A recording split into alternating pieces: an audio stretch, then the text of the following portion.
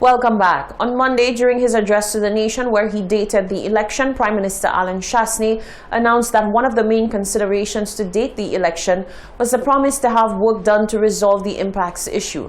In his address, he stated that the government was very close to a resolution after years of negotiation with the U.S. The Police Welfare Association has not taken too kindly to the use of the word resolve. The PRO says the Police Welfare Association was not aware that so many strides have been made when it comes to the impacts issue. Although my party members have been ready for the election for some time, I had three important considerations which factored into my decision as to when to call it.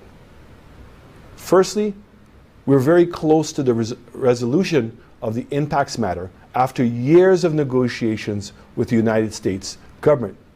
And it was critical for me as your Prime Minister to resolve this critical and long-standing issue which has so negatively affected our police force and our entire country for so many years. During his address to the nation on Monday night, where the 2021 general election was dated, Prime Minister Alan Chastanet expressed that the government was very close to the resolution of the impacts matter. Recently, two departments, the Marine Unit and the Immigration Department, were granted the easing of some of the restrictions by the U.S. following a decade of Leahy law sanctions that barred the RSLPF from accessing U.S. funding and training. The Police Welfare Association is taking issue with the Prime Minister's statement that the matter has been resolved. The PRO of the association, Stanislas Albert, says officers were taken by surprise. The word that the Prime Minister used was the word resolve. He said that impacts had been resolved. It's not the first time that the Prime Minister have been making statements that have left me wondering. As to his definition of the word resolve, I'm not quite sure what it is, but as both you and I would know and everybody else knows, is that impacts has not been resolved because judging from what happened a couple of weeks back, some of the implications which had been implemented because of impacts, they still are. The dark cloud which hangs over the head of our members still is.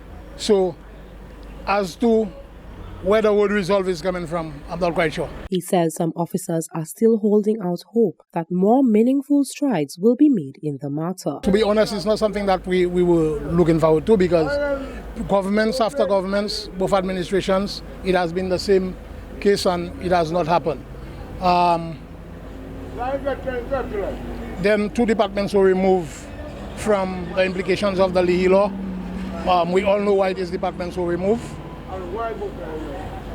The Prime Minister made a statement, it has been resolved. We know it will not be resolved in a hurry. We know that elections will come and it will still not be resolved. So we're hoping that whatever administration that comes in after elections will continue working studiously to get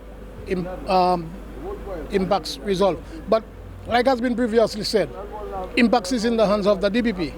And the DPP himself seems to be silent.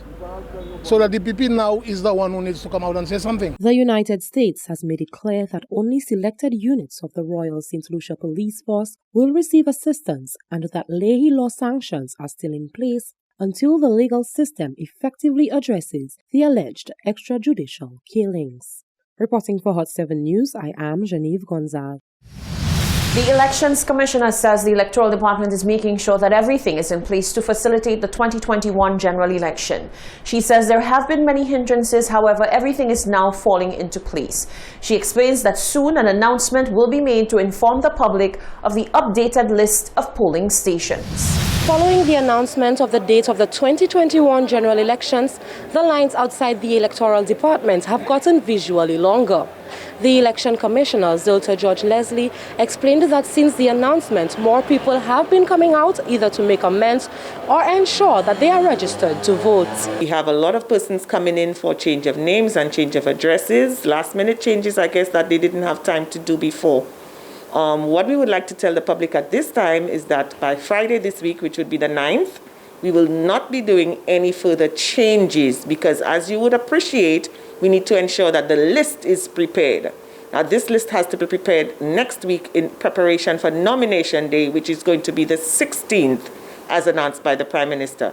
So at this point in time, we'll be allowing everybody to come in for this week and this week only up until, like I said, the 9th of July. Schools are usually used as polling stations. However, due to the passage of Hurricane Elsa, many schools suffered infrastructural damage. Leslie explained that assessments have been done and there will be an update of the polling stations and where else people can vote. Actually had some field visits yesterday to determine some of the areas which we may not be able to use. And also I'd like to let the public know that we have also some new stations, not because of Elsa, but these stations were actually in place even before so that we could have prepared for the protocols, especially the COVID-19 protocols. We wanted to ensure that everything was in place. So we have some new stations. These will be released. They will be released very soon so that persons can know exactly where it is that they will be voting. So far, we probably have about 10 of them. And we should, I would probably say by the end of this week into next week, we will be announcing. So I could give you a further update as to exactly where these stations are going to be. For example, in Grosy Lane, the north, we're aware that we usually use the Johnson Center like we used in the last election. But of course, Johnson Center is no longer available. So in one of these areas, we will be putting up a tent. So that tent is going to be pretty close by, like sort of in the area opposite Harbor Club, in that area, where we will be putting up a tent. The tent will be fully ready. St. Lucia is also dealing with the effects of the COVID-19 pandemic. Leslie explains that all protocols will be implemented to ensure that COVID-19 regulations are adhered to. She says there is no need to fear as the Commission and Electoral Department are doing everything to ensure the health of all voters are not compromised. We've had quite a few meetings to ensure that we are prepared. So I would like to say at this point in time, we are definitely prepared for the pandemic. We have our hand sanitizers, we're going to have our markings, and we're going to ensure that everybody adheres to the protocols. We definitely are prepared because I would also say that we have already sent off yesterday the list of returning officers to the AG's chambers and to the Governor General so that the writ can be prepared. This is going to happen probably by the end of today, and the returning officers will then be setting up their offices in the 17 constituencies, and I think we're all ready to roll. She has made a special appeal to members of the public to come out and exercise their franchise on July 26. She says there should be no fear as the process on the part of the Commission will be fair and free of any biases. Reporting for Hot 7 News, I am Genevieve Gonzague. The Ministry of Health and Wellness is assuring the public that at no time did it use expired COVID-19 vaccines or that it disposed of such vaccines as part of its vaccination campaign. Some countries have chosen to destroy vaccines that they have been unable to use due to expiration dates, despite the fact that the World Health Organization advised countries to hold on to the expired doses while it assesses if the vaccines could still be used past their set expiration date. The island's national immunization manager says the country's vaccination strategy has been carefully thought out. While research continues to assess the efficacy of vaccines past set expiration dates to see if the shelf life can be longer, St. Lucia is moving ahead to ensure that none of its vaccines in circulation will be used past their expiration date. The question of using vaccines past their expiration date is one that continues to be asked, with some countries going the safest route and disposing of them. Immunization manager Tekla Jabatis is clearing the air on how St. Lucia manages its vaccine stock. 2 of the previous batches of vaccines that we would have received had expiration dates of June 2021. As at the 30th of June 2021, there were no doses of vaccines from these batches left at our central stores. What this means is that whatever doses of these batches of vaccines that were still here would have been in circulation at the various health centers and vaccination sites. And these would have been used up to the last day of the vaccine shelf life, which is the expiration date. The remaining stock of vaccines at our central stores will expire in 2 months. She says the Ministry of Health carefully plans its vaccine logistics to ensure that wastage is reduced. The program holds strongly to the first in, first out principle. What this means for us in the immunization program is that every effort is made to use up vaccines with earlier expiration dates first to avoid wastage. In some instances, it means collecting vaccines from facilities with excess stock on hand and redistribute amongst the facilities, especially to areas where the uptake is highest. Having said this, the further installation of vaccines from COVAX is expected sometime late July into early August.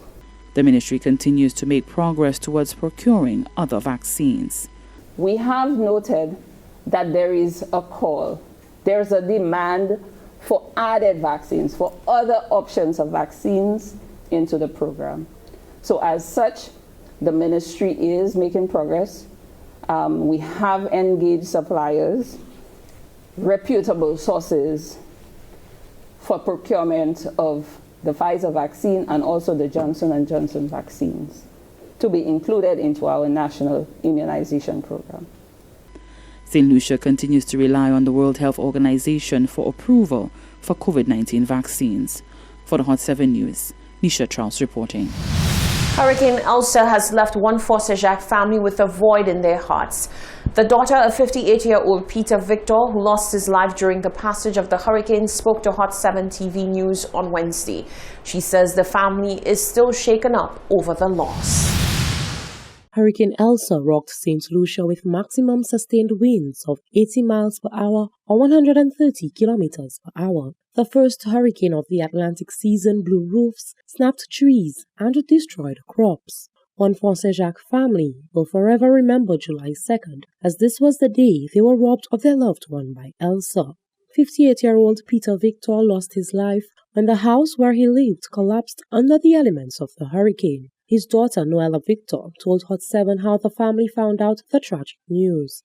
She says the family has been having a hard time coming to grips with the fact that her dad is dead. We got a call from our cousin who lives nearby. She told us that the house had collapsed and they were not sure if he was inside. His brother went searching for him and they found him on the bed. He was not sure if he was alive or not. Everybody is trying to hold on. It was an unexpected situation, so we were in shock.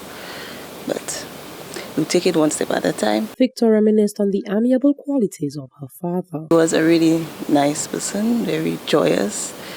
I would go up and see him almost every weekend, on a Saturday for ground provisions because he was a farmer. We would chat. And in the evening, I would go back home. He was very helpful. He used to always help out how he could. Even during such a trying time for her family, Victor says the support from the public has been overwhelming and is appreciated. We have been getting good support. Everybody has sent their condolences, their well wishes, and they have us in their prayers. We would like them to know that we really appreciate it. Yes, and we're trying to be strong. Sufra over the years have experienced many losses due to weather events. In 2010, 7 individuals perished as a result of Hurricane Thomas. Reporting for Hot 7 News, I am Genevieve Gonzague. Stay with us, there's more news after the break.